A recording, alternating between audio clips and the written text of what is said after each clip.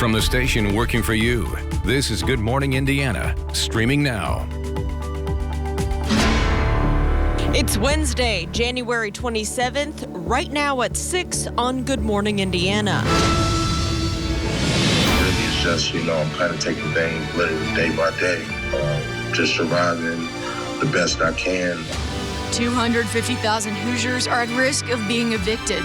This morning, the steps one man has taken to keep his rental assistance and what it means for you. The push to get a coronavirus vaccine continues for certain groups of Hoosiers. Working for you, we're looking at ways to push yourself ahead in the line. With people that have lost their jobs, it's really hit our middle class. The pandemic has organizations across central Indiana working overtime to help our neighbors. But now one local organization is asking for your help. I'm doing this class, so hopefully I can create my own business. How a local business is making sure its future workforce is prepared for the real world. And I can't wait to take you there to Wayne Township so you can meet those amazing young people at the Area 31 Career Center. And as I woke up this morning, my good friends, I just realized we are now just 4 months away from the Indianapolis 500. Wow. How about that? Yeah. Well, oh my goodness. I have my fingers crossed, Raphael, that happens in May this year and that we can be there in person. Megan, we've got to bring you there. We've got to show you all about it. It is such a big event here. I know, and we're hoping for some better weather maybe by May. Right. I'm hoping for some better weather by St. Patrick's Day. I mean, seriously. We'll get there. We'll see what the groundhog says next week. We're getting close to Groundhog Day. All right, outside. All right, not that I believe in the groundhog, by the way. Outside right now, we're in the 20s and 30s, 27 in Lafayette, 28 in Indy, 32 is the current temperature in Bloomington. So it's a chilly morning. There's no doubt about it. Not much of a wind factor, though, this morning. That's good news as you get going. And you notice the clouds starting to break apart here in northern locations. And so I do think we do see some sunshine today. But there is a storm system off to our southwest that is going to make its way eastward very, very quickly. And that is going to bring some light accumulating snow into southern areas as we work our way into the afternoon hours. And I'll adjust that winter weather advisory map. The counties right along the Ohio River coming up towards the Bedford and Seymour area are under a winter weather advisory. That's where the most significant snow accumulation is going to take place. But even in the metro area, we'll see a few snow showers as we get into the afternoon hours. I'll break down the potential accumulation for you across central Indiana. Lauren coming up in just a couple minutes. All right, Todd, thank you so much. Let's take a look at traffic as you're heading out the door this morning. Here's a live look at I-70 and State Road 267 in Hendricks County. You can see traffic there is traveling smoothly both eastbound and westbound. Just took a look around central Indiana. I'm not monitoring any major crashes or delays to slow down your commute, but of course we'll keep you updated. Raphael. Lauren, WRTV investigates on this Wednesday is looking into ghost employment and misuse of state property within the Indiana Department of Veterans Affairs. A report from the Office of the Inspector General found that an IDVA employee used her state-issued computer to take online surveys for money. Investigators found the employee earned nearly $300 from a company for streaming videos and completing surveys during her state working hours. IDVA suspended the employee. The agency's director addressed the report to a Senate committee on Tuesday. So I would say that this is an example of what we want to do. Not everybody is perfect. There are going to be issues. There will be challenges with staff. For those that have more than a few staff, things happen, and we need to be able to address them. A state policy allows for only limited personal use on state computers. The state's Ethics Commission agreed with IDVA's decision to suspend the employee involved without pay.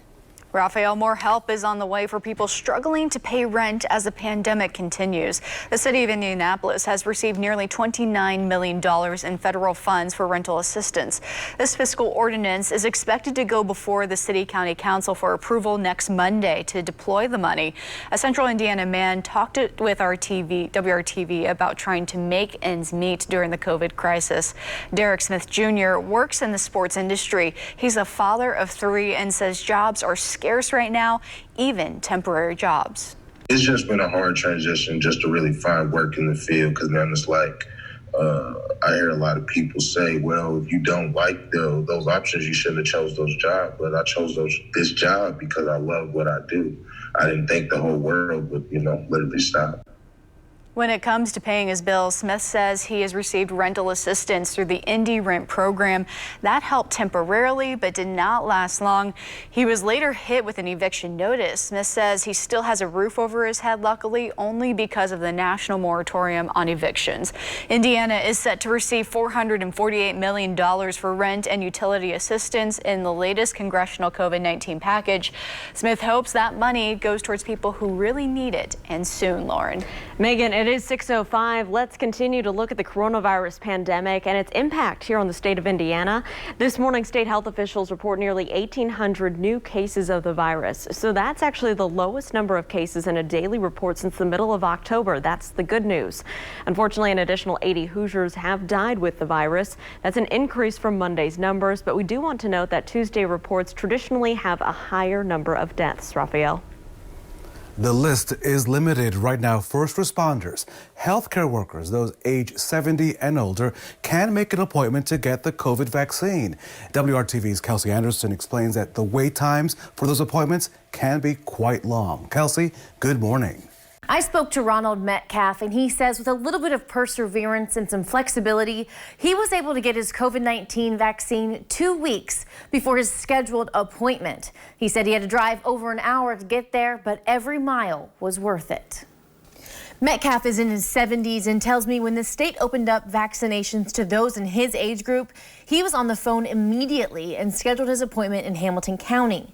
But he says his partner, who is under 70, wanted him to get the vaccine sooner and went to several different sites until she found him an appointment that day. They had to drive over an hour, but again, Metcalf says it's worth it knowing he can hug his family again soon. I'm so happy to have it, and I want everybody to get their vaccine so that we can get back to normal. That is the best thing we will have in life. Never went through anything like this, and I'm anxious for it to end. Once the vaccines are taken out of the temperature-controlled area and brought to the vaccination sites, they must be used that day. And lucky for Metcalf and his fiancée, his vaccination clinic had an extra Pfizer vaccine. So both he and his fiancée were able to get their first doses. He tells me now he and his fiancée both are scheduled to get their second dose of the Pfizer vaccine in Hamilton County. Even though she is under the age of 70, once you get that first dose, they will schedule you for your second dose to make sure none of it goes to waste. Working for you, Kelsey Anderson, WRTV. Kelsey, thank you so much. A lot of good information there. If you're not in the current vaccine group that Kelsey was just talking about, there are ways that you can get in line. The easiest way is to volunteer at a vaccine clinic. It's not guaranteed that you'll get a vaccine, but if there are any extra doses at the end of the day, you could get that extra spare dose. This morning, firefighters and fishers are being used for more than just battling flames. The firefighters are administering vaccines at the city's assisted living facilities. Department officials estimate the firefighters will administer 300 doses of the vaccine. The firefighters will also deliver vaccines to residents who are medically homebound. Residents can say they're medically homebound by going to the city's vaccine interest survey. Lauren. Megan, it is 6:08, so if you live in Johnson County like me or Raphael, you've likely heard of the organization called Kick It. The nonprofit focuses on offering services to residents experiencing homelessness during this pandemic. The need is great, and WRTV's own Troy Washington is joining us live this morning to explain how Kick It is helping to serve some Hoosiers in a big way. Troy. Good morning. Yeah, they're doing a lot of work, and it's all to help these Hoosiers keep their livelihood. It's no secret. A lot of families are struggling right now, whether it comes to unemployment or transportation. And that's why Kick It is stepping in to help a young mother of 6 who needs a car. On the south side of Indianapolis, we don't have a lot of public transportation. Having public transportation to get to jobs that have abilities for higher pay and additional skill sets is very difficult. And so we are trying to help this mom. Now, if you can help this mom, Kick It wants to hear from you. Now, that's not all that this organization does. They also help families with money management and things as simple as allowing them to take a shower. Reporting live downtown, I'm Troy Washington, WRTV.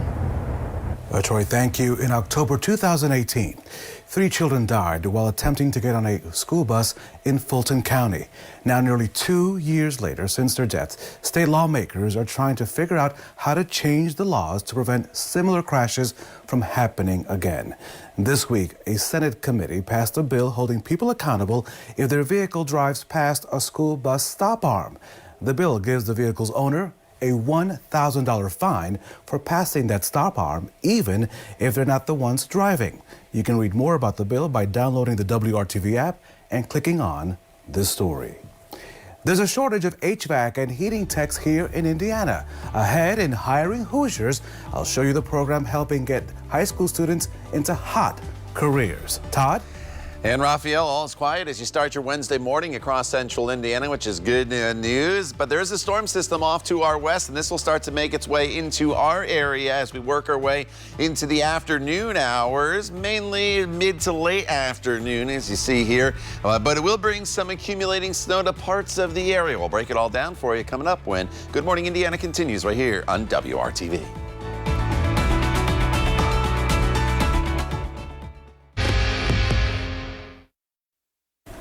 Welcome back. Hiring Hoosiers is our commitment to connect you daily to jobs, training programs, and other resources to benefit you and your family. Raphael.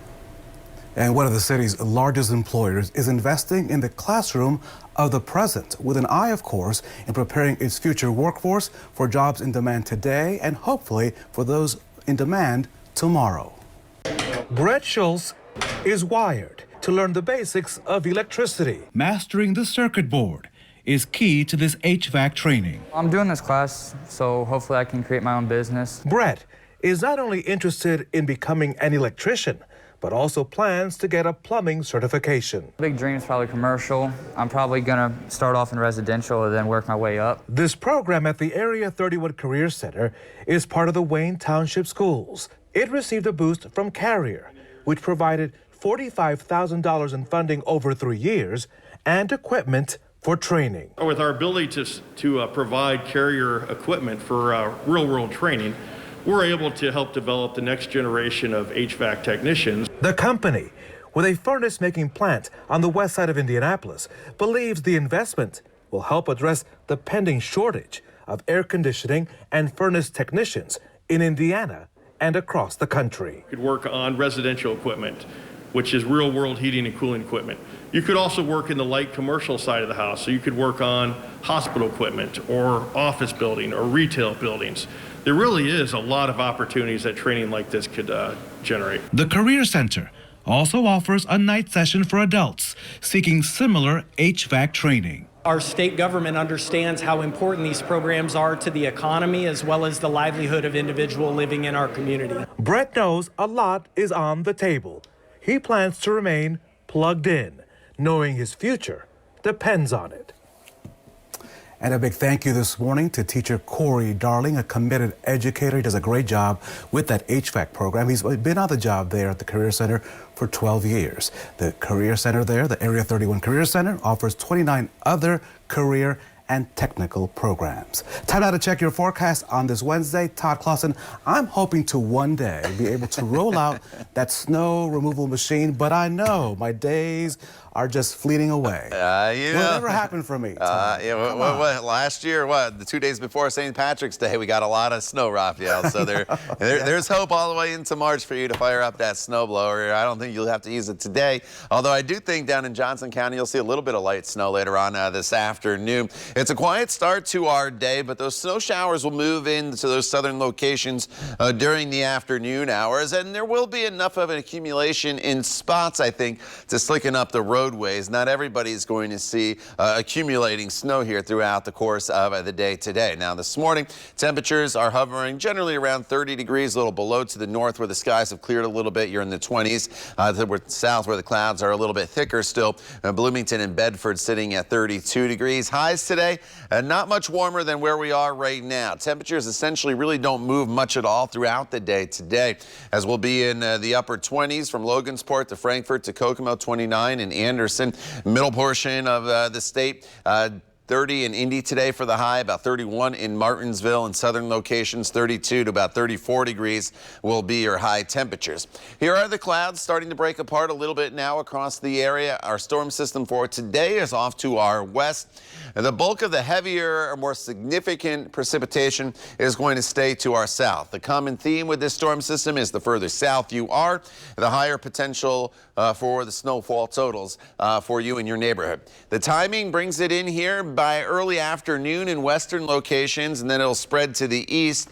And by the time we get to 4 or 5 o'clock, some light snow showers to the north. And once you get down here, you see the darker shades on TrueCast. That's where we'll have the better chance for the accumulating snow throughout the evening hours. And then by the time we get to 9, 10 o'clock, things are starting to wind down pretty quickly, and we shouldn't have any issues for your Thursday morning commute. How much snow can we see? Generally, I would think in the metro area, we're just on the northern fringe, and really all along I-70, it's generally going to be about a ½ an inch of snow. A little coating is possible in northern locations, but about 1 to 2 inches here, Bloomington to Columbus. Once you get south of a line, I would say from Bedford over towards Seymour and then closer to the Ohio River as you work your way down into the Louisville area, that's where you could see maybe 2 to 3 inches of snow.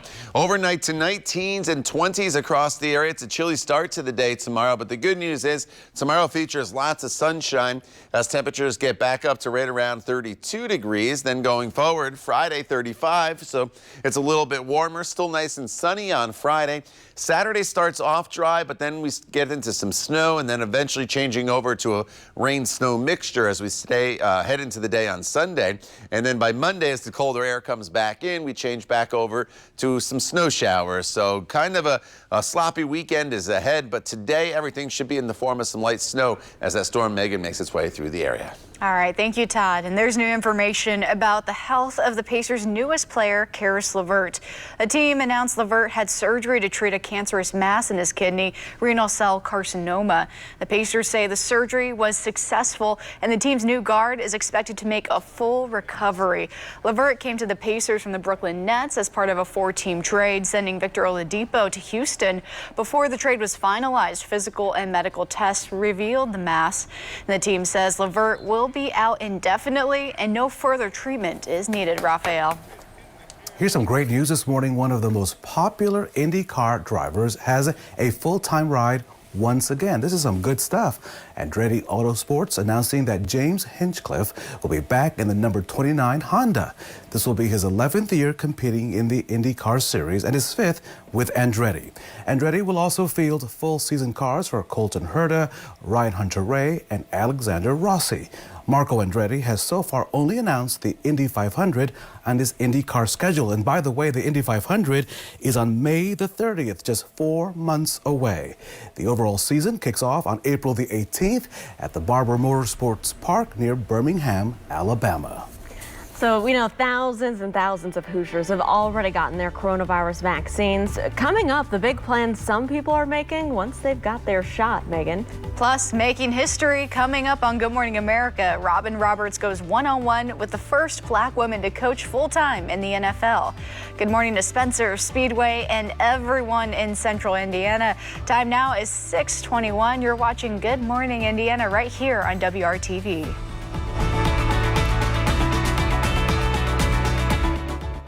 On 411 to learn more.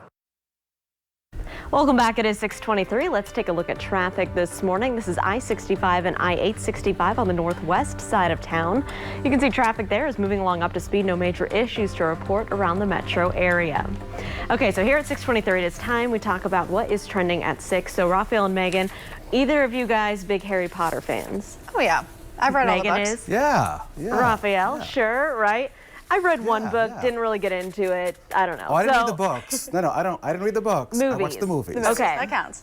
We'll count that. Well, early development is reportedly underway at HBO Max for a Harry Potter live action series. So, Raphael, this is for you. HBO Max executives have considered broad ideas as part of an early exploratory meeting, but they don't yet have a writer or talent attached to the project. HBO Max, Warner Brothers, and creator J.K. Rowling control the rights to Harry Potter, but the franchise has some complex rights issues that could be a factor. We'll have to wait and see.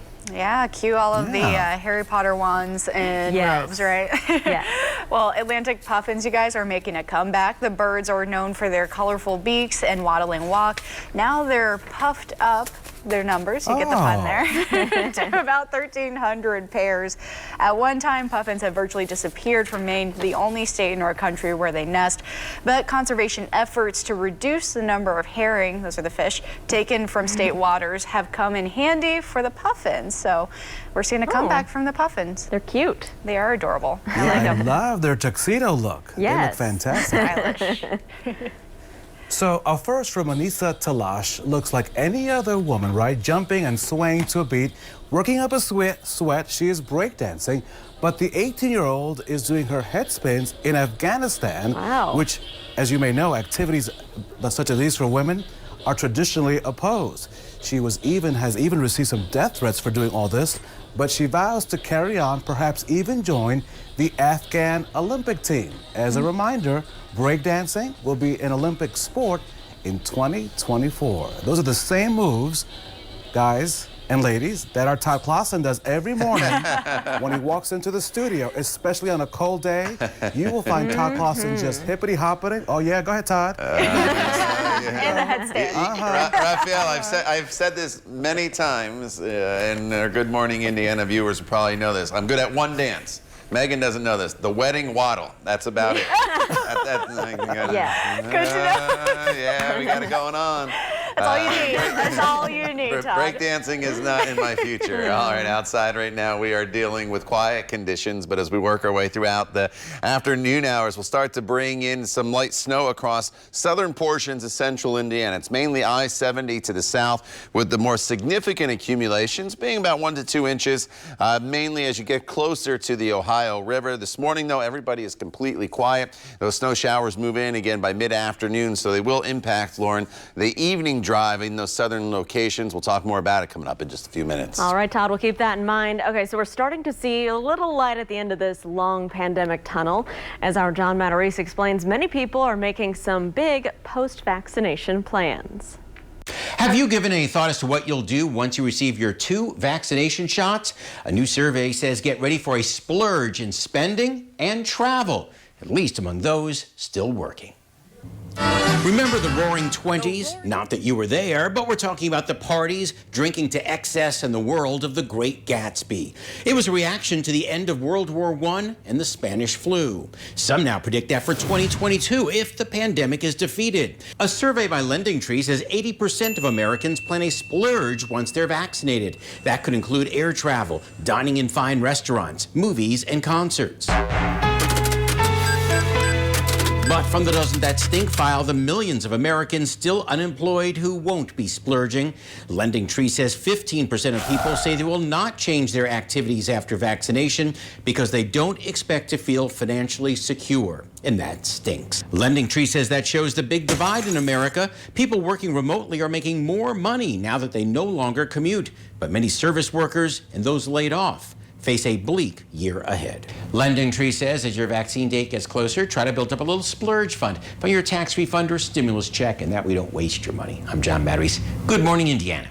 John, thank you. For more cost-saving tips and ideas, you can visit the money section of our website, WRTV.com. From the station working for you, this is Good Morning Indiana, streaming now.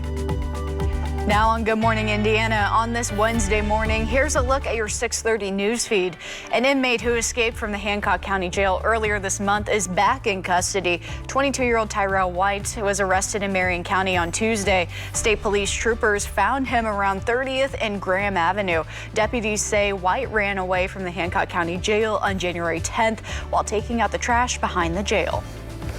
Metro Police investigating a shooting that happened during an attempted robbery of a restaurant on the city's northwest side. It happened at a Qdoba at West 86th Street and Michigan Road late Tuesday morning. A Qdoba employee grazed in the arm by a bullet was taken to the hospital and has since been released.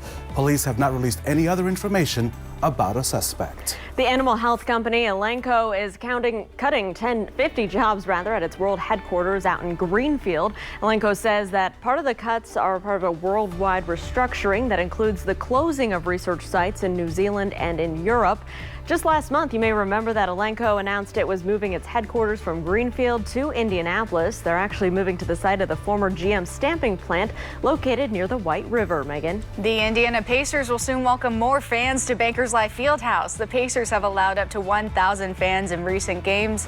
And now the team says the Marion County Health Department will allow them to boost that to 25% capacity, or about 4,500 fans. Seating will remain socially distanced. Masks are still mandatory, and fans must complete a health screening before they go. And time now is 6:30. Thanks for joining us on this Wednesday morning for Good Morning Indiana. I'm Megan Shen, joined by Lauren Casey and Rafael Sanchez, of course. But let's get straight to it with Todd Clausen. And Todd, we're looking at some cold temperatures later. You know, it just really depends where you are and what you see here throughout the day today as far as the precipitation goes. You mentioned the temperatures, Megan. Everybody's going to be dealing with chilly air today. In fact, our temperatures really not going to warm much more than where we stand right now, and that's at 32 in Bloomington, 29 in Indy, 27 in Lafayette. The clouds are breaking apart a little bit. Hopeful for some sunshine for those of you in northern locations. To the south, you actually may see a little bit of sunshine here this morning as well before our next storm system arrives, and that's this snowmaker that's making its way now through Arkansas and southern portions of Missouri. This is essentially going to make its way eastward, so the heavier precipitation is going to pass through Kentucky and extreme southern Indiana, and then some of this lighter precipitation will move through the northern half of the state, and that puts the potential there for about 1 to 2 inches of snow in southern locations later on this afternoon. And I'll walk you through that hour by hour coming up in Maine weather. But here's that temperature trend again, only getting back up to right around 30 to 31 degrees for your afternoon highs, and then cooling off into the 20s later on this evening. Lauren. All right, Todd, thank you so much. Let's take a look at your commute as you're heading out the door this Wednesday morning. Here's a look at I-65 at West Street and MLK. As you're heading into the downtown area from the northwest sides, things are picking up, as you can see by all the headlights, but everything's traveling about up to speed. I'm not monitoring any crashes or slowdowns around the interstates across central Indiana, so it's great news for your commute. Megan. Great news indeed. Thank you, Lauren. Now to the latest on COVID-19. The State Department of Health reporting the number of new cases has fallen below 2,000 for the first time in a month. 1,777 new cases were reported, bringing the state's total to nearly 615,000. 80 more Hoosiers have also died with the virus. Some of those cases date back as far as November. We also learned more about the spread and the state's next steps in the governor's press conference this afternoon. You can stream it live at 2:30 on the WRTV News app and on WRTV.com, Lauren. Well, President Biden is taking some big steps to increase COVID-19 vaccinations. He announced that the U.S. is increasing vaccine supply by buying 200 million more doses. Half of those will be from Pfizer, the other half from Moderna.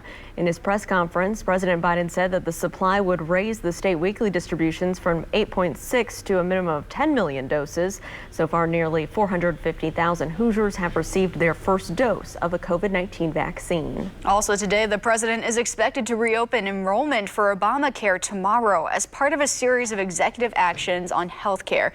It comes at a time when more Americans could be facing a loss of health coverage because of pandemic-related economic turmoil. The Trump administration had cut the open enrollment period in half to just 6 weeks. Rafael? Good morning to Mooresville, Tipton, and Franklin. Throughout the state, the pandemic has forced more Hoosiers into poverty and some even into homelessness.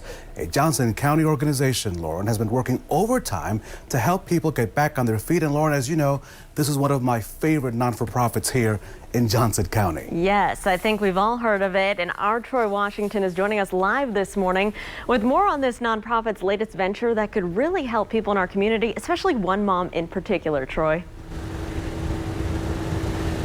Good morning, guys. As you mentioned, they're looking to help a young mother of 6 who needs a car. Now, there are many families struggling right now, from unemployment to just securing transportation. And this isn't the only family that needs some help. Our clients could be like our mother of 6 kids, trying to overcome challenges of the past to be successful. People that have lost their jobs. It's really hit our middle class.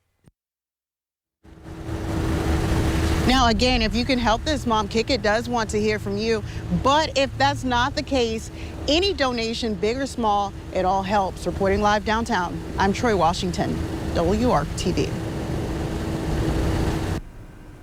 It's the first death penalty case of his tenure. Next, we hear from the Marion County prosecutors about the reason for his decision in a case of an alleged cop killer. Lauren. 10 years have passed since he was killed in the line of duty. Coming up, remembering what he gave to his community in life and in death. It is 6:35 on your Wednesday. Stick around. Good Morning Indiana. We'll be right back.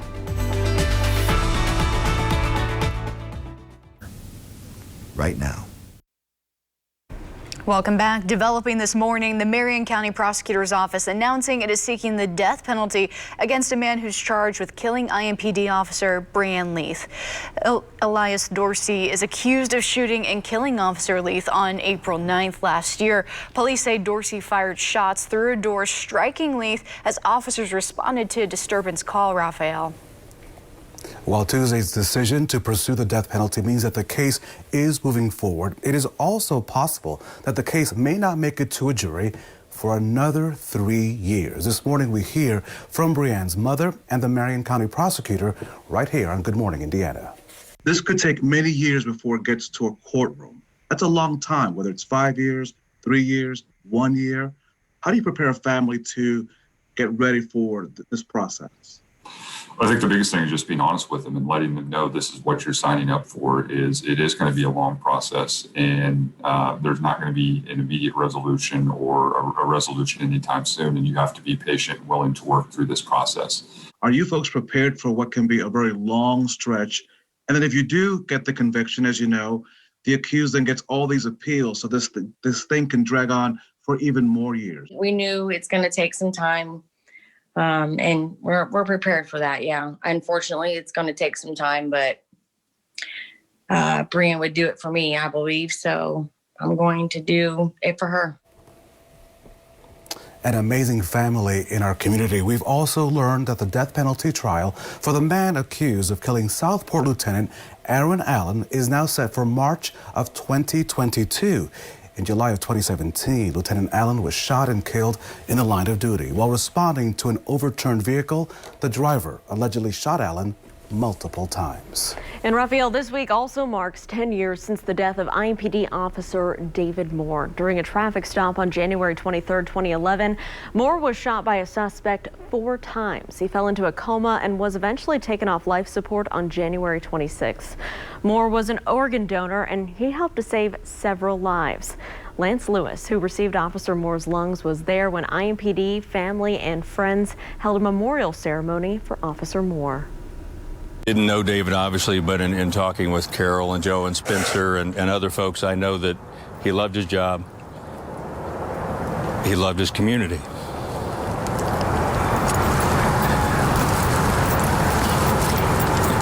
And he loved to serve the people of his community. And I would submit to you that through his gift of organ donation to myself, another lady here in the state and others out of state, that he is still serving his community. Moore was only 29 years old when he was killed in the line of duty. He did receive the department's Medal of Honor and Purple Heart after his death. The man who pleaded guilty to shooting him is spending life in prison without parole as part of a plea bargain. Right now, there are only so many COVID vaccines to go around, but coming up, there are other ways you may be able to get a shot, even if you don't meet the current age requirement. It's more than just a bright idea. It's setting the table for jobs in high demand, and these young people are doing all the work. I'm Rafael Sanchez. That story coming up on Good Morning Indiana.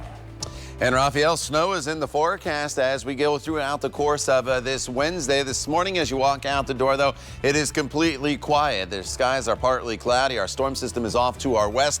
It'll arrive later on this afternoon, bringing some accumulating snow for some of you. We'll break it all down coming up when Good Morning Indiana continues right here on WRTV. Galleries. Live life comfortably.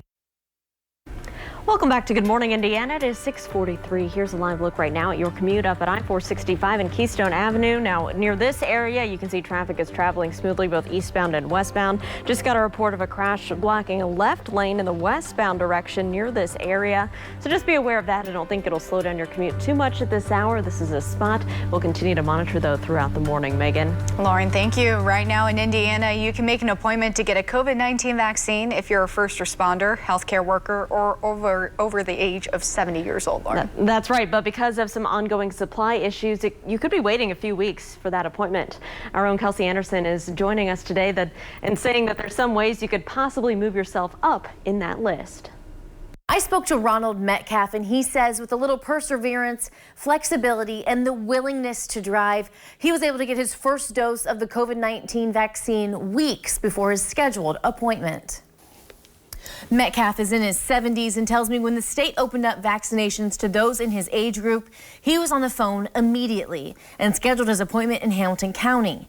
But he says his partner, who is under 70, wanted him to get the vaccine sooner and went to several different sites until she found him an appointment that day. You would think the database would be set up to research anything within 50 miles or 75 miles, and that wasn't our experience. You had to go site by site, and perseverance happens. We were thinking Greensburg, that's kind of far away for us. But when we found out there was a dose available, it was a no-brainer for us. We were going to get that dose. Metcalf said that the drive was worth it, knowing soon he can hug his family once again. And once the vaccines are taken out of the temperature-controlled area and brought to the vaccination sites, they must be used that day. And lucky for Metcalf and his fiance, his vaccination clinic had an extra Pfizer vaccine, so both he and his fiance were able to get their first dose. He tells me now he and his fiance both are scheduled to get their second dose of the Pfizer vaccine in Hamilton County. Even though she is under the age of 70, once you get that first dose, they will schedule you for your second dose to make sure none of it goes to waste. Working for you, Kelsey Anderson, WRTV. All right, thank you, Kelsey. So if you're not in the current age groups or work groups that are able to make those vaccine appointments yet, there are some ways you can get in line and get those leftover vaccines at the end of the day. They don't want any doses to go to waste. The easiest way is to volunteer at a vaccine clinic. It's not guaranteed you'll get a vaccine, but if there are some extras at the end of the day, you could get a spare dose. Raphael. So, Lauren, there are dozens upon dozens of jobs in high demand, from those in the life sciences all the way through those in the trades. And as you know, our Hiring Hoosiers initiative every single day is focused on connecting you to jobs, as well as sharing with you all of these amazing training programs throughout Indiana. There is an expected shortage in the number of technicians needed to repair and maintain air conditioners and furnaces. We depend on both here in our state. The HVAC program at the Area 31 Career Center is among those programs preparing young people for jobs in high demand. This hands-on vocational program there in Wayne Township has partnered with the Carrier Corporation, in which the company is providing equipment for students to use for real-life training. When students come into a classroom, they not only receive academic learning and academic benefits, but they have the opportunity to develop and apply real technical skills that are highly valued by industry. Programs like this is one way to help ensure that we have the investment in the qualified technicians to help support the future. The Area 31 Career Center there in Wayne Township also offers 29 other career and technical programs. Time to check your forecast on this Wednesday. Our Todd Clausen is standing by. Good morning, TK. Yeah, Raphael, outside right now, it's pretty quiet across central Indiana. You can see as you look from downtown to the north, way off in the distance, and you can notice the skies, there's a little bit of cloud cover out there. I don't think the skies are starting to brighten yet, but we do have a little bit of sunshine in the forecast for you here this morning before the clouds start to win back out. 29 degrees, that's the current temperature. Feels like 18, and that's because we have a wind out of the northeast right now at 15 miles per hour, and that northeasterly wind direction, that's where it's coming from, is going to keep these temperatures from really warming much at all throughout the course of the day today. So what you see temperature-wise is kind of what you get. We only go up another couple degrees for your afternoon highs. So most of the mornings is in the 20s. We get up to 31, 32 degrees across the area with skies that'll eventually go mostly cloudy. And then we get to the evening hours, or I would even say afternoon hours, and then into the evening, and that's when we'll start to bring some light snow into the forecast.